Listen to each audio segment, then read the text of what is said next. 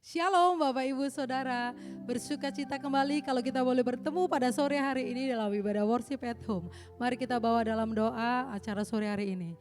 Tuhan Yesus, Bapa yang sungguh baik, kami mengucap syukur Tuhan atas segala kebaikan-Mu, atas kemurahan-Mu dalam hidup kami Tuhan. Kami boleh melewati hari demi hari bersama dengan Kau. Kami boleh merasakan sukacita bersama dengan Kau. Saat ini dalam ibadah sore hari ini Tuhan, kami mau bawa Roh Kudus-Mu hadir bersama dengan kami, agar kami bisa merasakan lawatan-Mu Tuhan sepanjang ibadah ini. Di dalam nama Tuhan Yesus kami berdoa, haleluya, amin. Hari ini adalah hari yang dijadikan Tuhan bagi kita semua umatnya, haleluya.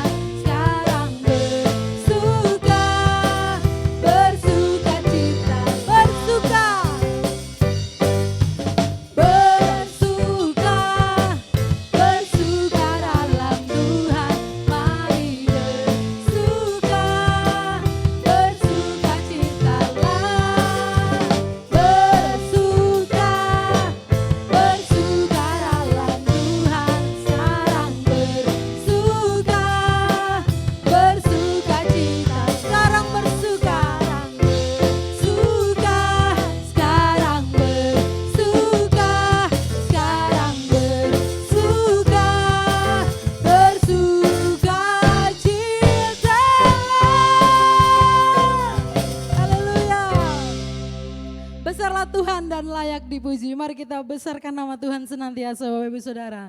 Haleluya.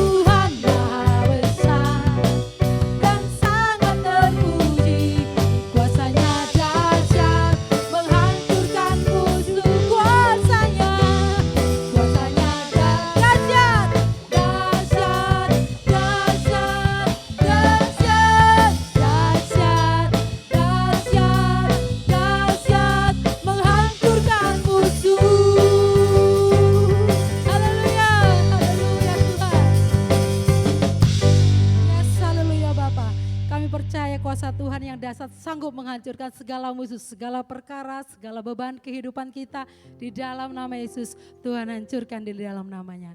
Mari kita masuk lebih dalam hadirat Tuhan. Mari kita rasakan bahwa lawatan Tuhan hadir atas setiap kita. Haleluya Tuhan Yesus. Haleluya Bapa. Ku berdiri di tengah umat-Mu, dari segala suku bangsa. Kami umat-Mu yang telah ditebus dan telah diselamatkan. Tiada kata layak ku berikan, tiada kata untuk memuji-Mu, tapi ku kan bersorak segenap hati dan kekuatan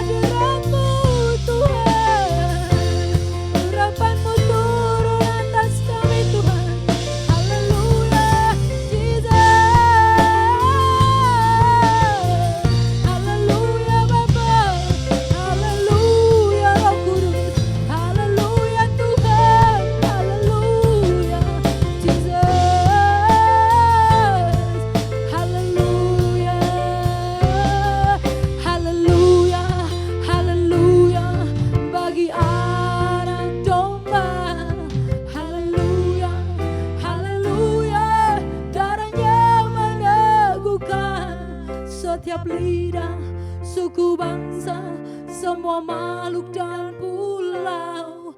Berikan glory, berikan hormat, beri pujian bagi Anak.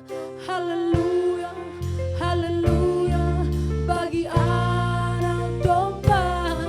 Haleluya, haleluya, darahnya meneguhkan setiap lidah, suku bangsa. Mari kami undang hambanya. Dan pulau, berikan glory, berikan hormat, beri pujian bagi Anak. Haleluya, haleluya, bagi Anak domba.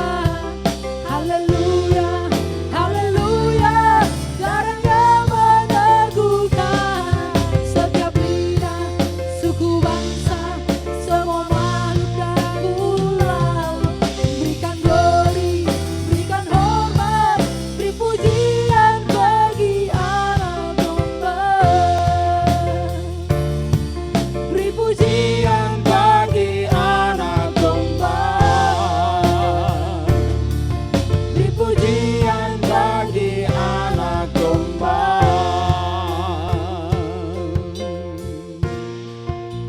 Haleluya.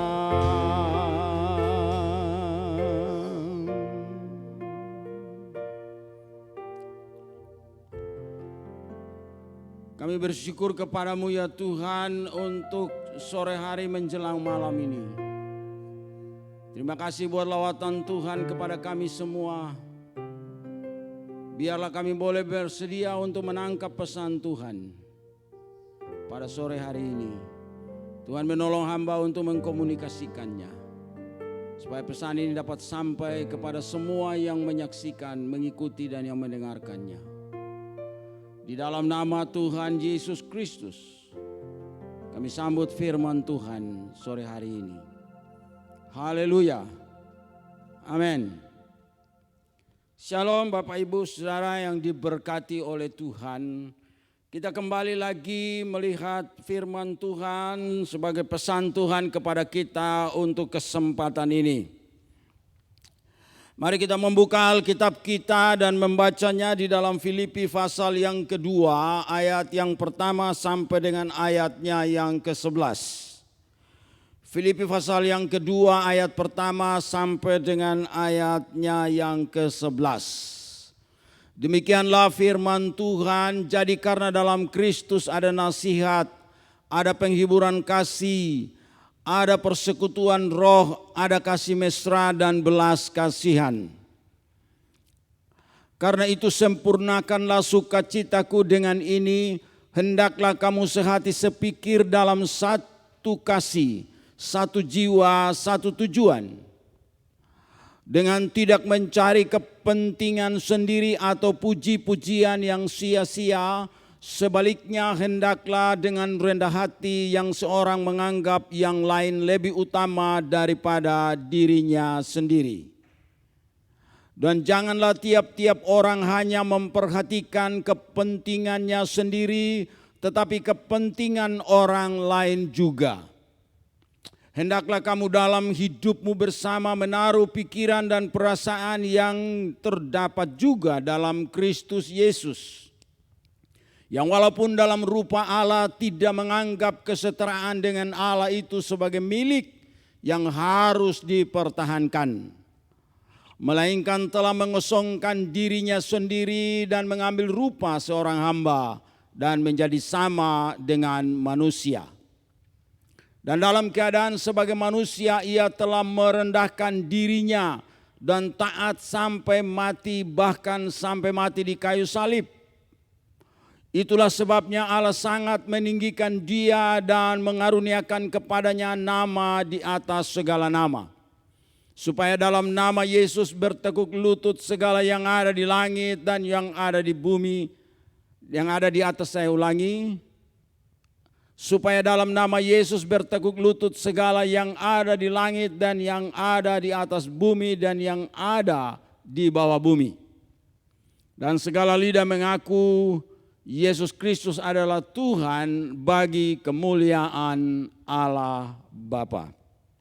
Bapak Ibu, Mari kita belajar sore hari ini untuk melihat bahwa Yesus menjadi contoh, menjadi teladan yang patut untuk ditiru. Yesus menjadi contoh, menjadi teladan yang patut untuk ditiru. Kenapa menjadi contoh dan menjadi teladan? Karena kalau kita perhatikan dari dalam ayatnya yang ke-6 atau dari ayat yang ke-5 dikatakan, hendaklah kamu dalam hidupmu bersama menaruh pikiran dan perasaan yang terdapat juga dalam Kristus Yesus. Pikiran dan perasaan yang sama dengan apa yang Yesus pikirkan dan Yesus rasakan. Ayat 6 berkata, yang walaupun dalam rupa Allah tidak menganggap kesetaraan dengan Allah itu sendiri sebagai milik yang harus dipertahankan, melainkan telah mengosongkan dirinya sendiri dan mengambil rupa seorang hamba dan menjadi sama dengan manusia.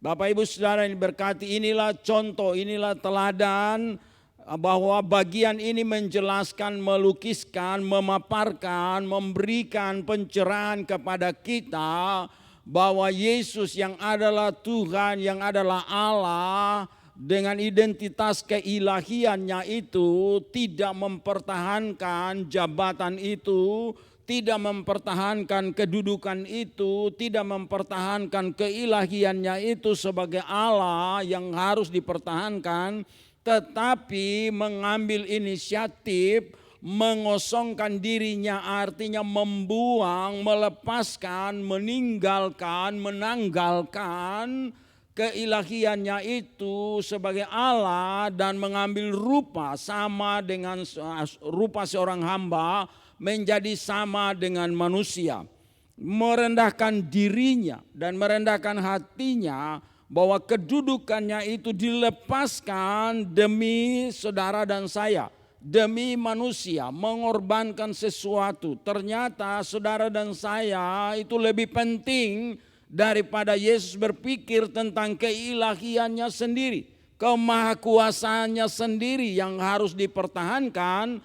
Dia mengorbankannya karena kepentingan saudara dan saya. Dia mengutamakan saudara dan saya, dia mengutamakan manusia lebih penting daripada keilahiannya yang harus dipertahankan. Oleh karena itu, dengan mengambil rupa seorang hamba dan menjadi sama dengan manusia.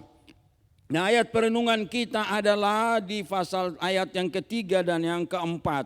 Saya ulangi ayat 3 dan 4 lagi. Dengan tidak mencari kepentingan sendiri atau puji-pujian yang sia-sia.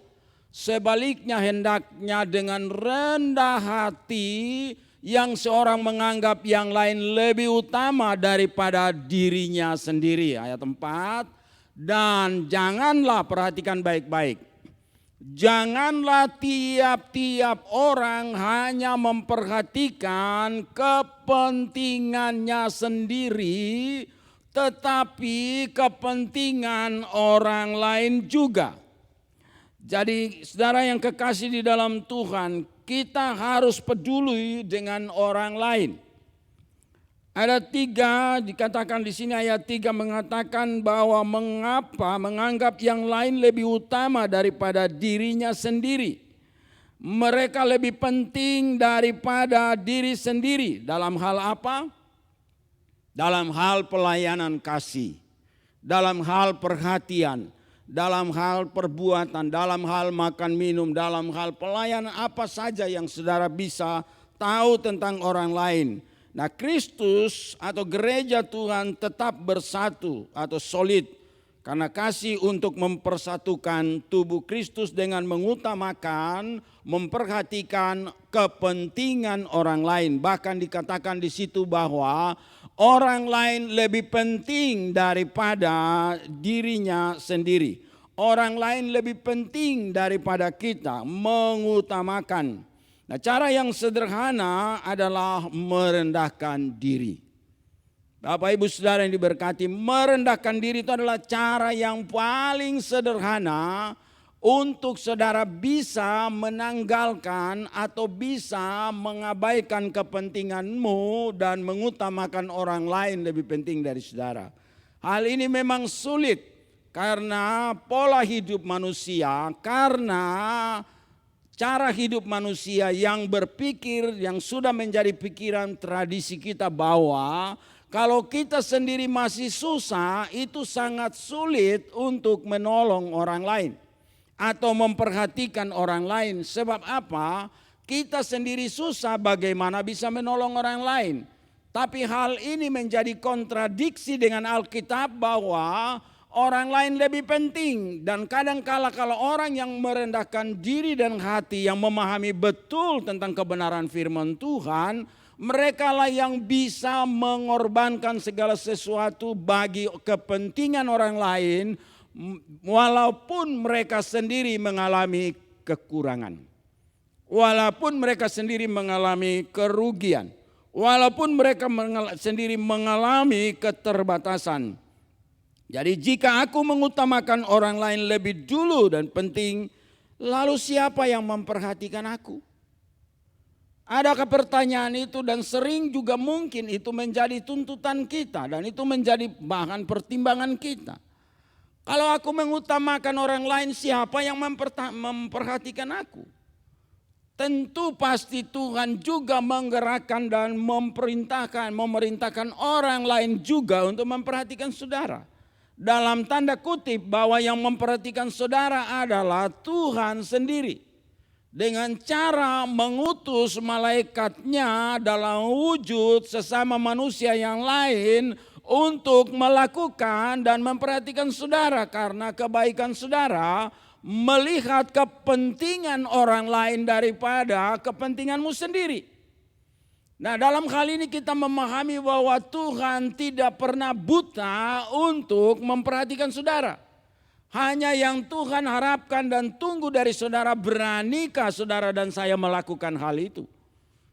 Nah, ini kembali kepada diri kita sendiri bahwa Tuhan sanggup juga untuk menolong kita. Nah, lihat apa yang dilakukan Yesus bagi kita. Di dalam ayat 5 dan sampai dengan 8 berkata bahwa hendaklah kamu dalam sehidupmu bersama menaruh pikiran dan perasaan yang terdapat juga dalam Kristus Yesus. Bahwa pikiran dan perasaan yang terdapat dalam Kristus Yesus, yang walaupun dalam rupa Allah, tidak menganggap kesetaraan dengan Allah itu sebagai milik yang harus dipertahankan, melainkan telah mengosongkan dirinya sendiri dan mengambil rupa seorang hamba dan menjadi sama dengan manusia. Dan dalam keadaan sebagai manusia, perhatikan, dalam keadaan sebagai manusia, bukan Allah, sebagai manusia murni 100%. Dalam keadaan sebagai manusia, ia telah merendahkan dirinya dan taat sampai mati, bahkan sampai mati di kayu salib. Ingat, dalam kondisi keadaan sebagai manusia. Artinya seperti saudara dan saya sebagai manusia. Tetapi Alkitab menggarisbawahi bahwa ia telah merendahkan dirinya dan taat sampai mati. Oleh karena itu saya katakan bahwa mari belajar Yesus menjadi contoh. Dia menjadi teladan bagi saudara dan saya untuk melakukan pelayanan kasih dengan mengutamakan, memperhatikan, dengan peduli terhadap orang lain. Bahkan Alkitab mengatakan orang lain lebih utama daripada kita, orang lain lebih penting daripada kita sendiri. Jadi jangan memperhatikan keberadaan kita sendiri, tapi kepentingan orang lain juga perlu. Kita diajak untuk berpikir seperti Yesus, memiliki perasaan seperti Yesus. Dan apakah itu pikiran dan perasaan Yesus? Yesus adalah Tuhan. Ia adalah gambaran dari Allah, rupa Allah. Tidak mempertahankan kedudukannya sebagai Allah dan mempertahankan hal itu, tetapi merendahkan dirinya, mengambil rupa sama seorang hamba dan menjadi sama dengan manusia itu. Karena mengutamakan keselamatan manusia lebih penting daripada keilahiannya, dan dia taat sampai mati. Perasaan dan pikiran Yesus tahu bahwa saudara dan saya manusia itu lebih penting daripada keilahiannya. Dia tidak mempertahankan kedudukannya sebagai Allah dan tidak mempertahankan keilahiannya itu, tetapi rela dengan Alkitab berkata mengosongkan dirinya.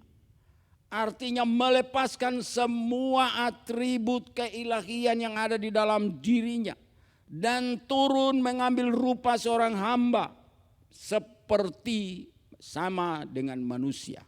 Dan itulah yang dilakukan Yesus karena saudara dan saya penting di mata Tuhan. Amin. Karena saudara dan saya begitu berharga di mata Tuhan. Karena saudara dan saya lebih penting. Keselamatan saudara dan saya, keselamatan manusia itu lebih penting. Karena itu ia mengorbankan dirinya bagi saudara. Mengutamakan. Kalau Tuhan tidak melihat saudara dan saya penting, dia tidak perlu mati di kayu salib. Dia tidak perlu taat sampai mati. Dia taat dalam penderitaannya sampai mati. Karena apa? Kepentingan saudara dan saya. Karena apa? Mengutamakan keselamatan saudara dan saya. Karena apa? Memperjuangkan hidup saudara dengan saya. Oleh karena itu dia sampai mati dan mengutamakan hidup manusia. Saudara dan saya hanya mengutamakan orang lain dengan cara makanan, pakaian, kebutuhan hari-hari, pekerjaan, atau apa saja yang kita bisa lakukan. Yang dimana manusia bahkan juga kehidupan rohani orang lain. Dan saudara peduli dengan orang lain dalam keadaan mereka. Yang mungkin mereka terpuruk dan apa saudara bisa datang kepada mereka. Mengajak mereka, berdoa bagi mereka meskipun saudara sendiri juga susah. Saudara tahu mereka kekurangan, saudara punya kelebihan. Saudara bisa berbagi dengan mereka apa yang saudara punya kelebihan. Kalau saudara dikaruniai Tuhan untuk berdoa, saudara akan datang dan doakan mereka. Saudara dikaruniai Tuhan untuk menabur, saudara akan datang menabur bagi mereka yang membutuhkan. Karena saudara memperhatikan bahwa kepentingan ini juga bagi mereka sangat perlu. Dan itulah yang bisa kita lakukan. Yesus memberi nyawanya sebagai manusia untuk kita. Kita tidak mengorbankan hidup kita dan nyawa kita. Kita cuma mengorbankan mungkin sepotong kain, sepotong baju. Kita juga mungkin mengorbankan mungkin sepotong roti atau sepiring makanan atau kiloan beras. Kita juga bisa mengorbankan pengobatan. Mungkin kita bisa membelanjakan obat atau memberi obat ataupun menolong orang lain untuk berobat. Kita juga bisa memberikan apa yang menjadi kebutuhan bagi orang lain. Kepentingan-kepentingan orang lain dalam hal kehidupan sehari-hari di dunia ini. Saudara dan saya bisa melakukannya. Tapi ingat, Yesus sudah melakukan bagi saudara dengan saya. Dengan mengorbankan nyawanya bagi saudara dan saya. Kita tidak mengorbankan nyawa kita untuk saudara kita yang lain. Tapi kita bisa mengorbankan apa yang menjadi bagian kita yang bisa kita lakukan. Dengan pedoman bahwa Yesus sudah mengorbankan nyawanya demi kepentingan hidup kita. Karena itu kita dituntut untuk belajar dari Yesus untuk melakukannya. Jadi itulah yang ayat pertama menyinggungnya. Karena dalam Kristus ada nasihat, ada penghiburan kasih, ada persekutuan roh, ada kasih mesra dan belas kasihan. Mengapa ini terjadi? Karena kita mengutamakan kepentingan orang lain daripada kepentingan kita sendiri. Terjadi sebuah rekonsiliasi, terjadi sebuah multiplikasi, terjadi sebuah pemulihan, terjadi sebuah persekutuan, terjadi sebuah koinonia, terjadi sebuah pelayanan kasih di dalam kehidupan itu. Karena itu sempurnakanlah sukacitaku dengan ini. Hendaklah mu sehati sepikir dalam satu kasih, satu jiwa dan satu tujuan.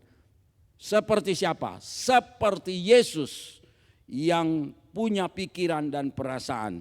Dalam itu Alkitab menasihati kita. Marilah kita mengambil pikiran dan perasaan seperti Yesus untuk melakukan hal ini. Dan dengan menyebut karena apa? Tuhan itu nama di atas segala nama. Karena apa? Dia melakukan hal itu bagi saudara dan saya. Karena itu Alkitab berkata Allah telah mengaruniakannya nama di atas segala nama, yaitu nama Yesus. Karena itu nama ini sangat berdampak. Nama ini sangat berpengaruh. Nama ini punya potensi yang besar. Nama ini punya otoritas. Nama ini punya kekuasaan. Karena itu saudara dan saya, ketika kita menyebut dalam doa kita dalam nama Yesus, maka nama itu menjadi sebuah gerakan. Nama itu menjadi sebuah ledakan. Nama itu sebuah yang membuat terobosan. Nama itu yang membuat sebuah pembaharuan. Kenapa? Di dalam nama Yesus bertekuk lutut segala yang ada di langit, di bumi, di atas bumi dan lain sebagainya. Jadi Yesus itu adalah yang terbaik.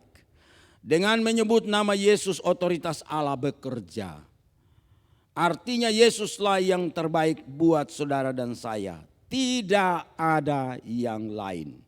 Jadilah yang terbaik buat sesamamu dengan memperhatikan kebutuhan mereka.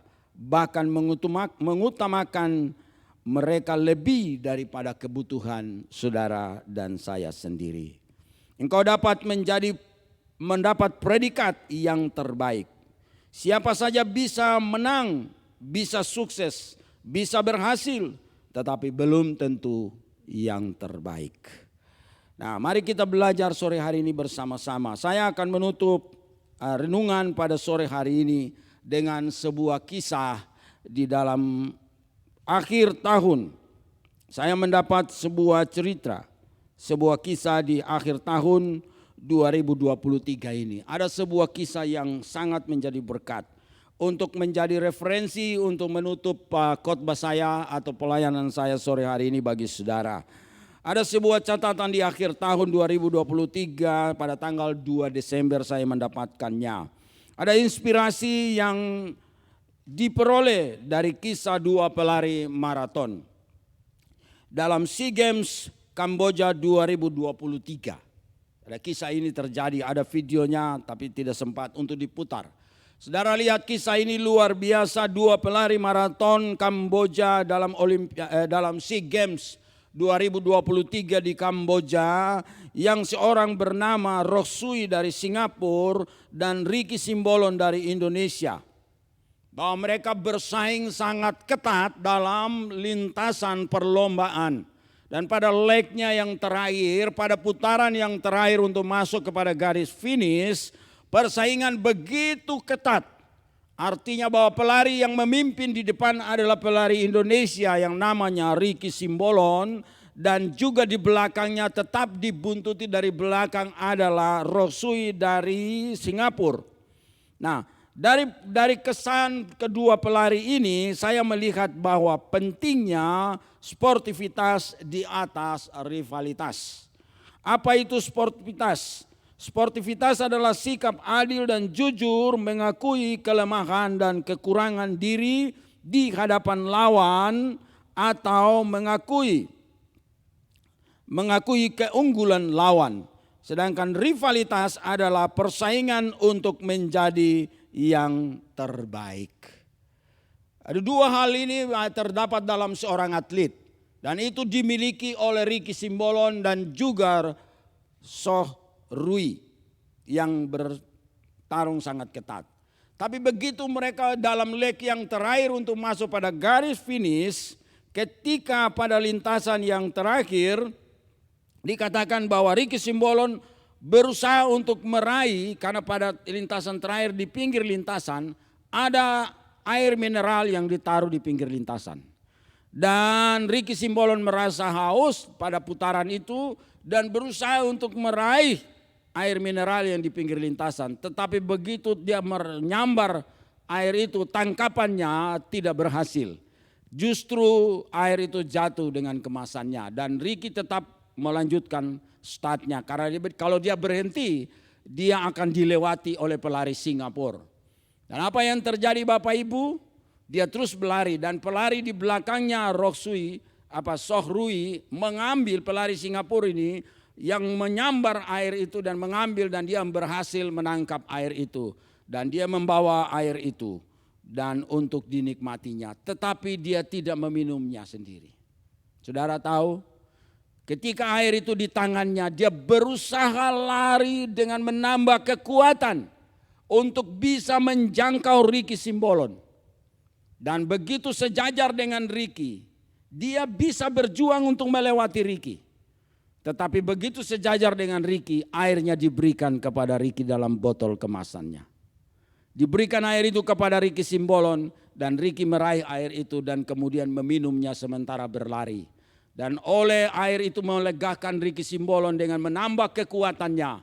Dan akhirnya dia bisa bertahan di garis depan sampai kepada garis finish. Bapak Ibu Saudara yang diberkati oleh Tuhan, kita belajar dari ini untuk melihat bahwa Roh Sui, Soh Rui, pelari Singapura memilih sportivitas daripada rivalitas. Ia memilih bahwa merendahkan diri dan hati, mengakui keunggulan lawan lebih penting daripada sebuah persaingan. Lebih penting daripada persaingan. Dalam dunia perlombaan persaingan, jarang ada orang yang peduli terhadap orang lain. Dalam dunia persaingan, apa saja yang saudara sedang bersaing sekarang. Dalam dunia bisnis, dalam dunia apapun saudara sedang bersaing. Saya katakan bahwa jarang ada orang yang peduli terhadap orang lain. Sebab pemikiran manusia bahwa aku sendiri harus berjuang untuk menang. Tapi mari belajar dari pelari Singapura yang memilih sportivitas. Mengakui keunggulan lawan. Bahkan Roh Sui tidak mengakui saja keunggulan dari Ricky Simbolon. Tapi melayani, memberikan apa yang ada padanya. Dia tahu dan melihat bahwa Ricky Simbolon gagal untuk meraih air. Dan dia yang berhasil meraihnya. Tetapi dengan merendahkan hati. Dengan sportivitas yang tinggi. Dia lari dan memberikan air itu kepada Ricky Simbolon. Apa yang dilakukan oleh Soh Rui mengajarkan kepada kita. Menjadi nomor 2 bukan berarti Anda kalah. Namun Anda yang terbaik. Yang nomor 2 telah membuktikan sportivitasnya. Yang juara belum tentu memilikinya. Mendapat predikat penolong yang sejati. Anda diberkati karena support orang lain.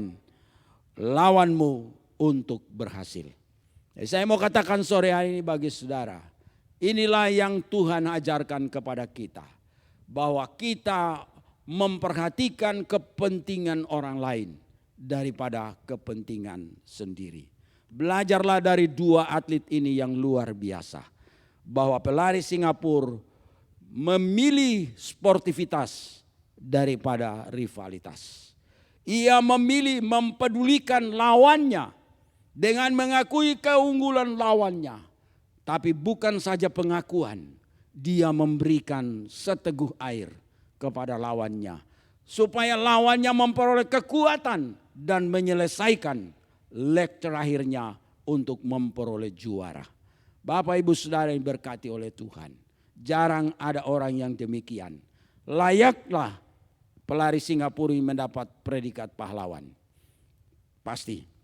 Karena dia memang bukan pemenangnya. Tapi saya mau katakan dia yang terbaik. Amin. Siapa saja. Jadi yang menjadi nomor 1 belum tentu yang terbaik. Menjadi pemenang belum tentu yang terbaik. Menjadi berhasil belum tentu yang terbaik. Tapi yang terbaik pasti baik. Pasti menang. Jadi Bapak Ibu mari kita belajar sore hari ini. Tuhan mengajarkan kepada kita. Dan janganlah tiap-tiap orang hanya memperhatikan kepentingannya sendiri. Tetapi kepentingan orang lain juga. Dan mari contoh dan belajarlah dari Yesus. Yang rela bukan memperhatikan kepentingan saudara soal makan minum. Tapi sampai nyawanya diberikan bagi saudara. Karena saudara dan saya begitu penting di hadirat Tuhan. Karena itu Tuhan rela untuk mengorbankan hidupnya bagi kita. Marilah kita hargai pengorbanan ini. Bahwa dalam lintasan pelarian dalam perjalanan hidup ini. Tuhan selalu memberi yang terbaik bagi kita. Dia yang terbaik untuk menolong saudara dan saya menjadi yang terbaik juga. Karena kita peduli terhadap kepentingan orang lain. Tuhan memberkati kita. Amin. Mari kita berdoa. Kasih karunia Tuhan menolong kami sore hari menjelang malam. Kami bersyukur kepadamu ya Tuhan, bahwa dalam perjalanan hidup ini ada banyak persaingan dan perlombaan yang kami hadapi. Tapi Tuhan tolong kami untuk belajar dari Tuhan Yesus Kristus. Bahwa dengan mengutamakan kepentingan orang lain, kami telah melakukan hal yang terbaik untuk Tuhan. Jadikan kami orang-orang yang mampu untuk peduli terhadap orang lain. Jika kami memiliki kelebihan, kami mengingat orang lain. Jika kami memiliki kemampuan, kami melihat orang-orang yang perlu untuk ditolong. Terima kasih, dan kami percaya bagian kami adalah bagian yang disediakan oleh Tuhan. Karena Engkau sendiri tetap akan memperhatikan kami dengan mengutus malaikatnya untuk datang kepada kami dalam wujud sesama manusia yang lain. Kami percaya itu dan kami yakin bahwa Tuhan tetap peduli. Firman-Mu ya dan amin.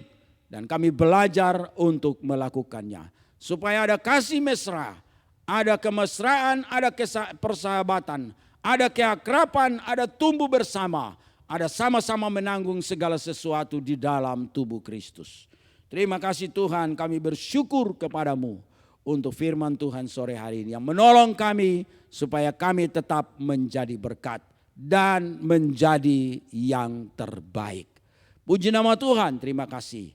Yang lemah dikuatkan, yang sakit disembuhkan dalam nama Tuhan Yesus Kristus. Yang berbagai-bagai persoalan dan belum mendapat jawaban, Tuhan mempedulikan dan menjawabnya. Dan kita tetap percaya dengan keyakinan yang teguh bahwa Allah sanggup melakukan apa yang kita doakan. Tapi dari sini kita belajar untuk tetap setia sama Tuhan di dalam perjalanan hidup ini. Terima kasih Bapa di sorga. Angkat tangan saudara dan terima berkat. Kasih karunia datang dari Allah yang menjadikan langit dan bumi. Dan di dalam Tuhan Yesus Kristus yang menjadi teladan dan contoh bagi kita untuk patut kita teladani dan menirunya. Dan di dalam pelayanan kasih Roh Kudus yang mengikat kita dalam persekutuan kasih untuk memperhatikan satu dengan yang lain. Tinggal bersama kita dari sekarang ini sampai selama-lamanya. Haleluya. Amin. Selamat sore menjelang malam, Tuhan memberkati.